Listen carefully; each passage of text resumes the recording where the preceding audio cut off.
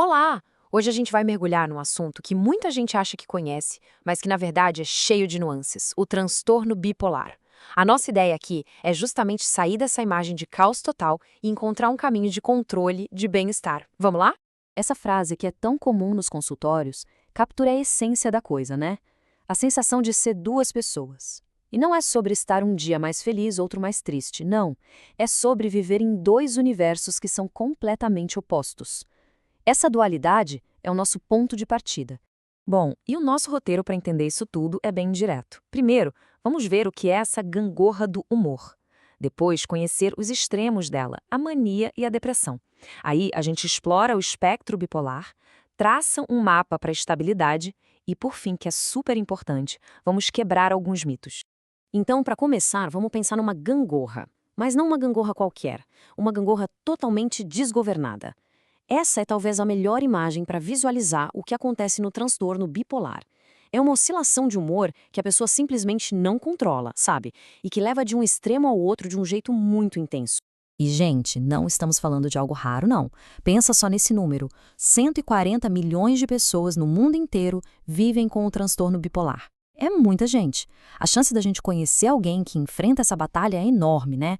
Por isso é tão, mas tão importante falar sobre o assunto abertamente, sem preconceito. E aqui está o ponto central de tudo.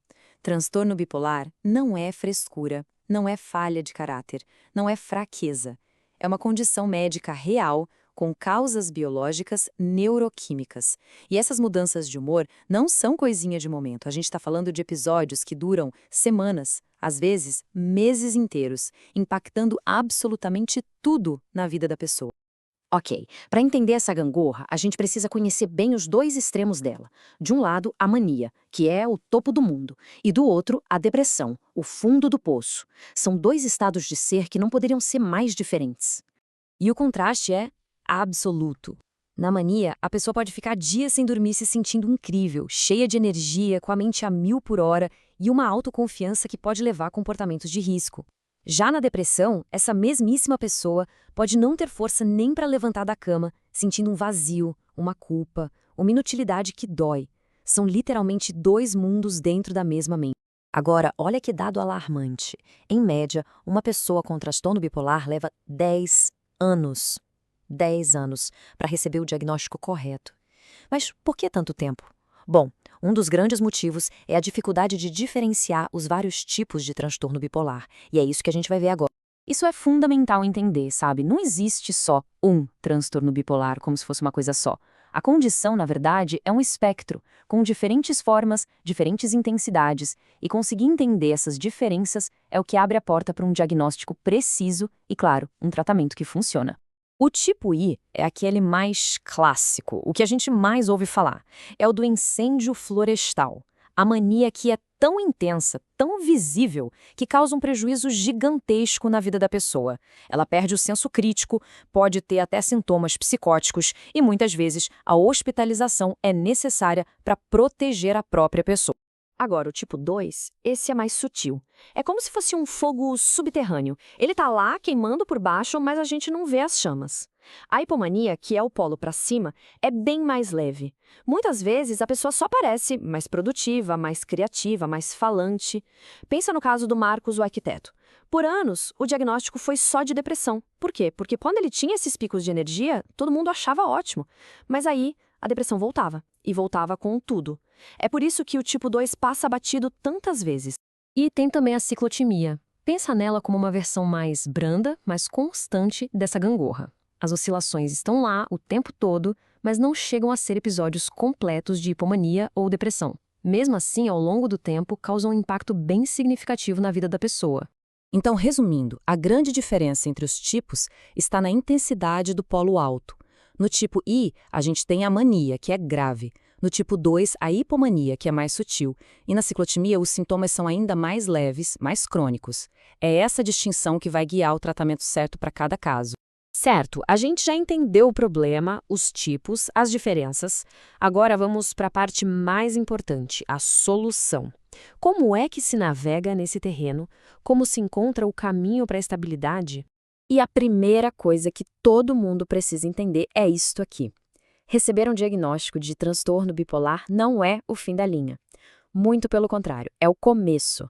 É o momento em que a pessoa finalmente recebe um mapa que faz sentido para a sua história e que aponta para um tratamento que pode de verdade funcionar. Um tratamento que realmente funciona se apoia em 3 pilares. O primeiro, claro, é a medicação, com os estabilizadores de humor sendo a base de tudo. O segundo é a psicoterapia, que ensina a pessoa e a família a entender e a lidar com a doença. E o terceiro, que é absolutamente fundamental, são as mudanças no estilo de vida. Manter uma rotina de sono, gente, isso é uma das ferramentas mais poderosas para a estabilidade. Nenhum desses pilares funciona sozinho. É a combinação dos 3 que traz o controle de volta. Para a gente fechar, vamos falar de uma coisa que muitas vezes machuca tanto quanto a própria doença: o estigma. E a melhor arma contra o estigma é informação. Então vamos quebrar alguns dos mitos mais comuns sobre o transtorno bipolar? Esse aqui é talvez o mito mais famoso e o mais errado. A palavra bipolar virou um adjetivo para qualquer pessoa que muda de ideia ou de humor. Mas será que o transtorno funciona assim mesmo? A realidade é bem outra. Como a gente viu, os episódios são longos. Eles duram semanas, meses. Uma pessoa não está eufônica de manhã e deprimida à tarde. Na verdade, com o tratamento certinho, o objetivo e o estado mais comum é a estabilidade do humor, o que os médicos chamam de eutímia. Esse é outro mito perigoso, que gera muita desesperança e muito preconceito no trabalho, nas relações. Essa ideia de que o diagnóstico é um carimbo de incapacidade. E a verdade é justamente o contrário. O objetivo de todo o tratamento é esse: devolver a funcionalidade e permitir que a pessoa tenha uma vida produtiva, feliz. Com a combinação certa de medicação, terapia e apoio, é totalmente possível ter uma carreira de sucesso, construir uma família, viver uma vida cheia de propósito. E a gente termina com essa ideia: o diagnóstico não é um rótulo que prende, é uma ferramenta, é um mapa que finalmente mostra um caminho. Um caminho que sim, tem seus desafios, mas que leva a um destino de estabilidade, de controle e, o mais importante de tudo, a uma vida que vale muito a pena ser vivida.